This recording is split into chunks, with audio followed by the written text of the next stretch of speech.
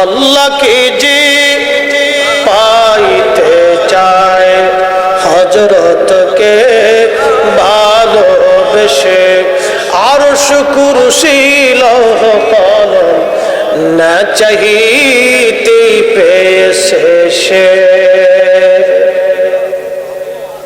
কি চমৎকার! আল্লামা ডাক্তার ইকবাল পাকিস্তানের লাহোরে বসে বসে কবিতার ছন্দে লেখেন, মগজ কোরআন রূহে ঈমান জানে দিন হাসতে হুব্বে রাহমাতুল লিল আলামিন। কোরআনের মগজ বলো, ঈমানের রূহ বলো, আবার বলি কোরআনের মগজ, ঈমানের রূহ, ধর্মের প্রাণ, কোরআনের মগজ, ঈমানের রূহ, ধর্মের প্রাণ বলো, সব কিছুর বলে নবীর ভালোবাসা, হুব্বে রাসূল, নবীর ভালোবাসা যেই হৃদয়ে নাই ওটা আলেম হতে পারে না। নবীজির তাজিম তাকরিম যাদের অন্তরে নাই ও সাইকুল হাদিস হতে পারে না। কথা বলেন ঠিক কিনা?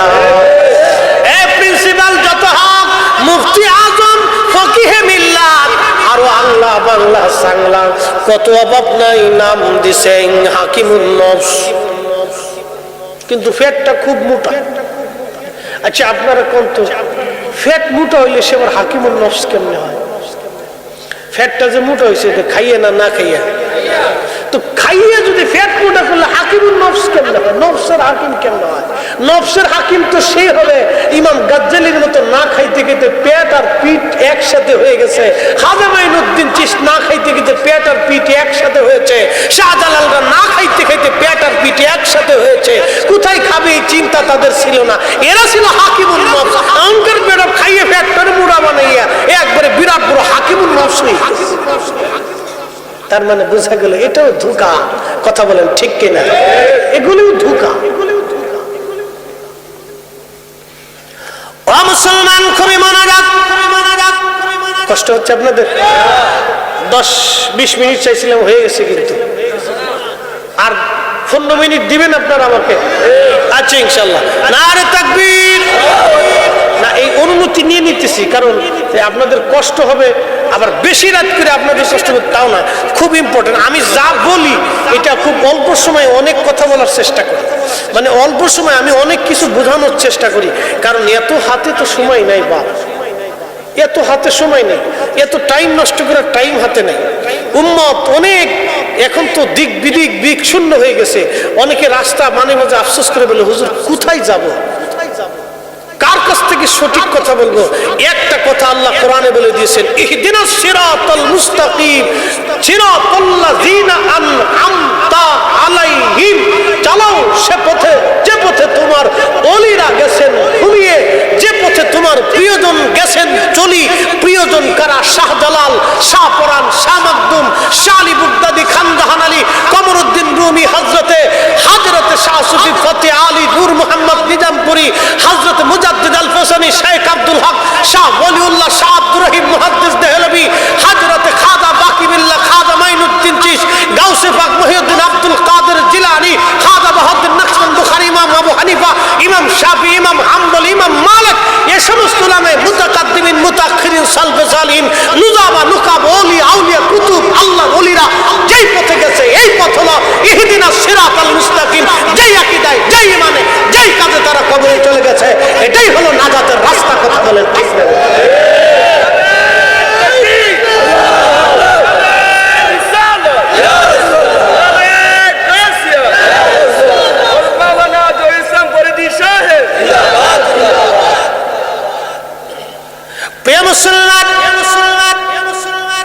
সময়ের সংক্ষিপ্ততায় আল্লাহ বললেন, আমি ওই 99 প্রকার ভালোবাসা পুরাটা দিয়ে আমি তার ভালোবাসি।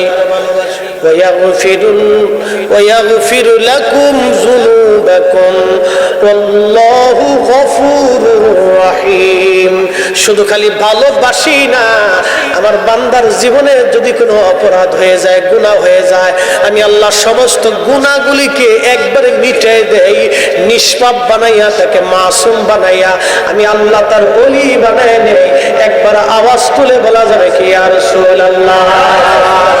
তাহলে আল্লাহ পাইতে হলে নবী কথা বলেন। আল্লাহ পাইতে হলে নবী, নবী ছাড়া আল্লাহ পাওয়া যায় না, ঠিক কিনা? এই জন্য আমরা সুন্নিরা আমাদের যত গুনাই হোক না কেন, ইয়া নবী সালামু আলাইকা বললে আমরা আর বসতে পারি না। আমরা তখন আর নিজেকে বসিয়ে রাখতে পারি। যারা নিজেকে বসিয়ে রাখে তারা অনেক বড় ইবাদত গুজার।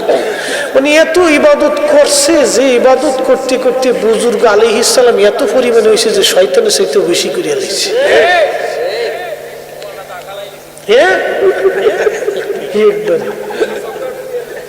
ওরে সর্বনাশ, একবারে সেজদাত যে পড়ছে আর উড়ে না, ফুরিয়ে দিছে। এরকম সেজদা দিতে দিতে কপালে খুব সুন্দর দাগও পড়ছে, মাশাআল্লাহ, ফুলে টেবা হয়ে গেছে। আচ্ছা ভালো কথা, ফুলে টেবা হয়েছে, ভালো করছে, করুক, অসুবিধা নেই। কিন্তু আমার প্রশ্ন হলো, এই ফাগরি সাগরি বাঙ্গা নামাজ কালাম পড়ার পরে এরপরে এসে আল্লাহ রসুলের সাথে বিয়াদবি করে, হাই হাই হাই, কেমনে বুঝাবেন বলেন তো? আজকের আমাদের চেয়ারম্যান মহোদয় যদি চিন্তা করেন কালকে রাজা মারায় 50 মণ দুধ সবাই ফিরিয়ে দিব, তো দুধ খাওয়ার জন্য নেওয়ার জন্য সবাই ঘটি কম্বল লাঠি লোডা মোড়া বদনা বালতি যা আছে নিয়ে এসেছে। বাঙালি ফিরি পাইলি তাল কাতরা সাইডে দেখে যে এটা ঠিক আছে কিনা দেখি।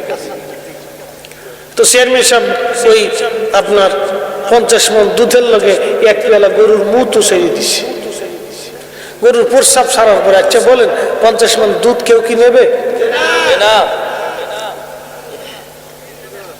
এক পেয়ালা গরুর প্রস্রাব 50 মণ দুধকে হারাম করে দিল, কিন্তু 50 মণ দুধে এক পেয়ালা গরুর মুতকে হালাল করতে পারে না। তার অর্থটা বুঝে যাবেন। 50 বছর ইবাদত হবে, তাহাজ্জুদ হবে, জিকির হবে, ফিকির হবে, নামাজ হবে, রোজা হবে, কালেমা হবে, দান হবে, সদকা হবে, আপনার জীবনে বহু ইবাদত হবে। আপনি মাকামে ইব্রাহিমে বসে বসে কানবেন, আল্লাহর ঘরে গিলাপ ধরে কাবা শরীফের পাথরের ঘরটা ধরে সুন্দর করে কেঁদে কেঁদে চুমাকে আল্লাহর কাছে বারবার বারবার ক্ষমা চাবেন, দোয়া চাবেন। খোদার কসম করে বলি, 50 মণ দুধের ভিতরে এক পেয়ালা গরুর মুত প্রস্রাব ছেড়ে দিলে যা হয়, 50 বছর ইবাদত করে নবীর সাথে বেয়াদবি করলে তাই হয়। এখন আপনি যদি না বুঝেন তাহলে আপনার বুঝের দোষ, আমার বুঝানোর দোষ না। আপনি যদি না বুঝেন তাহলে আপনার বুঝের দোষ। আমি আপনাকে বুঝাইতে পারিনি, অর্থাৎ আপনি বুঝেন না। তো আপনি বুঝেন না তো আমি করব,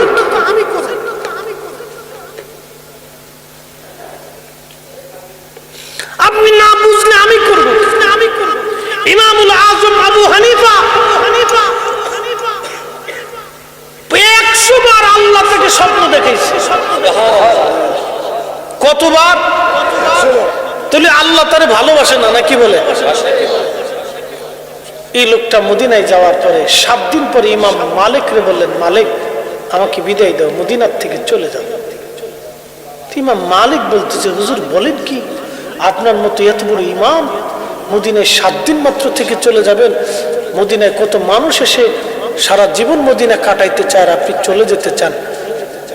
ইমাম আজম আবু হানিফা ডেকে বলে, ইমাম মালিক রে, আমি তো একজন মানুষ, কি করে আমি মদিনাতে থাকবো বলো তো? আমি তো মারা যাব। বলে, হুজুর কি হয়েছে আপনার? বলে, ইমাম মালিক রে, যে রোগে তোমারে ধরছে ওই রোগে আমারে ধরছে। ইমাম মালিক 80 বছর মদিনায় জুতা স্যান্ডেল পরে নাই, 80 বছর ধরে মদিনাতে জুতা স্যান্ডেল পায় দেয় নাই, পায়খানা প্রস্রাব মদিনার হাউদের মধ্যে করে নাই। একবার জোরে বলা যাবে কি মারহাবা? ইমাম মালিক ডেকে বলল, হুজুর কি বলেন আপনি? বলে, ইমাম মালিক রে, আজকে 7 দিন হলো আমি ইমাম আজম আবু হানিফা 7 দিন ধরে আমি পায়খানা প্রস্রাব করি না। বলো ইমাম মালিক, যে মদিনার মাটির মধ্যে নবী ঘুমায়, ওই মদিনার মাটির মধ্যে আমি কি করে পায়খানা প্রস্রাব করি? চিৎকার মেরে বলা যাবে কি ইয়া রাসূলুল্লাহ? আমি এই মোহাব্বত আপনাকে কি করে বোঝাবো বলেন তো? আমি রসুলের প্রতি তাজিম আপনাকে কি করে বোঝাবো? কোন দলিল দিয়ে বোঝাবো বলেন তো?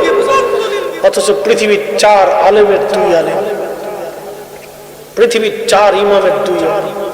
ইমাম মালিক রে ভালোবাসা করে নবীজি 100 বার স্বপ্নে দেখি কথা বলেছিলেন, আর ইমাম আবু হানিফাকে আল্লাহ ভালোবেসে তার সাথে 100 বার স্বপ্নে কথা বলেছিলেন। আমি কি করে আপনাকে বুঝাবো বলেন তো?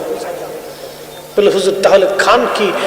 ইমাম আবু হানিফা বললেন, ইমাম মালিক 7 দিনে মাত্র 7টা খেজুর খেয়ে আমি বেঁচে আছি। 7 দিনে মাত্র 7টা খেজুর খেয়ে আমি বেঁচে আছি। আমি খানা খাই না, কারণ বাথরুমে ধরবে। বাথরুমে ধরলে কোন মাটির মধ্যে আমি বাথরুম করব, যে মাটির ভিতরে আমার নবী ঘুমিয়ে আছে। ইমাম মালিক রে পানি আমি পান করি না, হাতের মধ্যে পানি ঢেলে এই হাতের মধ্যে জিহ্বা দিয়ে চেটে আমি কোন রকম কলিজা ঠান্ডা করি, কলিজা আমি ঠান্ডা করি। কারণ রে যদি পানি পান করি বেশি করে তো প্রস্রাবে আমাকে ধরবে। আমি এই মদিনার মাটির মধ্যে কোন জায়গা প্রস্রাব করব, যেই মাটির মধ্যে আমার নবী ঘুমাইয়া গেছে।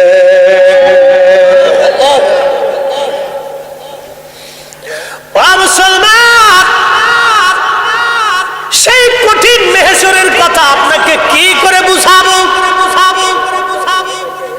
দুনিয়া 50,000 বছর, মেহেশরের একটা দিন হবে তত বড়। আহা, 60 বছরকে যদি 50,000 বছর দিয়ে ভাগ দেন তো বেরিয়ে আসবে কত সময় আপনি দুনিয়ার মধ্যে থাকেন। মানুষ কঠিন মেহেশরের মাঠে পাগল পারা হয়ে যাবে। ঘর্মাক্ত হতে হতে হতে হতে ঘামে পুরা মেহেশর ভরে যাবে। সূর্য নেমে আসতে আসতে মাথার আধা হাত উপরে চলে আসবে। অনেকের মগজ গলে যাবে, অনেকের জিহ্বা বের হয়ে নাভি পর্যন্ত ঝুলে যাবে। কি কঠিন বিভৎস সেই দিন! হাজার হাজার বছর পার হয়, আমার আল্লাহ কাহ্হার হয়ে বসে আছে, রাগান্বিত হয়ে আছে। সৃষ্টির প্রতি আল্লাহ রাগ। আল্লাহ বললেন আর রহমানির রহিম, আমি রহমান, আমি রহিম, আমি দয়াল, আমি দয়ালু। এরপর আল্লাহ বলেন মালিকি ইয়াউমিদ্দিন, আমি বিচার দিনের মালিক, বিচার দিনের মালিক। আল্লাহ ওই কঠিন মেহেশরের মাঠে আল্লাহর রাগান্বিত কাহ্হারিয়াত দেখে সমস্ত ফেরেশতারা সিজদার মধ্যে পড়ে থরথর করে কাঁপতে থাকবে। জিন জাতিরা কাঁপতে থাকবে, মানব জাতি কাঁপতে থাকবে। কঠিন ওই মেহেশরে সব মানুষগুলি পাগল পারা হয়ে দৌড়াইয়া হযরত আদম সফিউল্লাহর কাছে যায়, বলবে বাবা আদম গো, আপনি আমাদের আদি পিতা ছিলেন। আল্লাহ আদর করে আপনাকে সৃষ্টি করেছিলেন, জান্নাতে আল্লাহ রেখেছিলেন। আপনি একটু আল্লাহর দরবারে যে আল্লাহকে কাহ্হারিয়াত থেকে নরম বানায় দেন। আদম নবী বলবে আমার সন্তানরা আমার কাছে আইসো না, চলে যাও, আমি খুব পেরেশানির মধ্যে আছি। যাও তোমরা আমার থেকে অন্য কোন নবীর কাছে যাও। নূহ আলাইহিস সালামের কাছে যাবে, নূহ নবী একই কথা বলে দিবে, যাও আজকে আমার দরবারে কোনো কাজ হবে না। ইব্রাহিমের কাছে সে বলবে খলিল, আল্লাহ আপনাকে আদর করে খলিলুল্লাহ বানাইছে, আপনি একটু আল্লাহর দরবারে যান, আপনি তো আল্লাহর বন্ধু।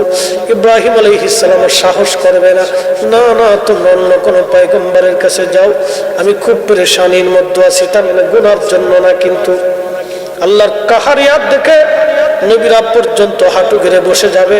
অর্থাৎ চিন্তা করবে কেমনে আল্লাহকে রাজি করা যায়, কেমনে আল্লাহকে নরম করা যায়।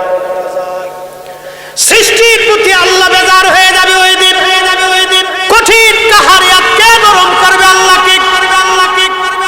সব মানুষেরা দৌড়াইয়া মুসা কালিমুল্লাহর কাছে যাবে। মুসা তুমি তো কালিমুল্লাহ, আল্লাহর দরবারে যাও, আল্লাহর সাথে কথা বলো।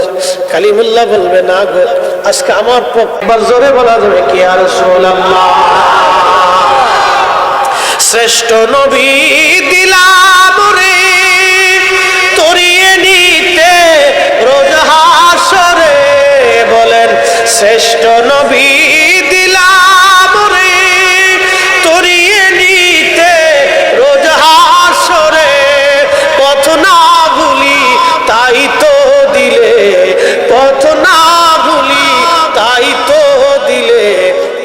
কুরআনের বাণী খুদা তোমার মেঘের বাণী সুন্দর ফুল সুন্দর ফল মিঠা নদীর পানি খুদা তোমার মেঘের বাণী খুদা তোমার মেঘের বাণী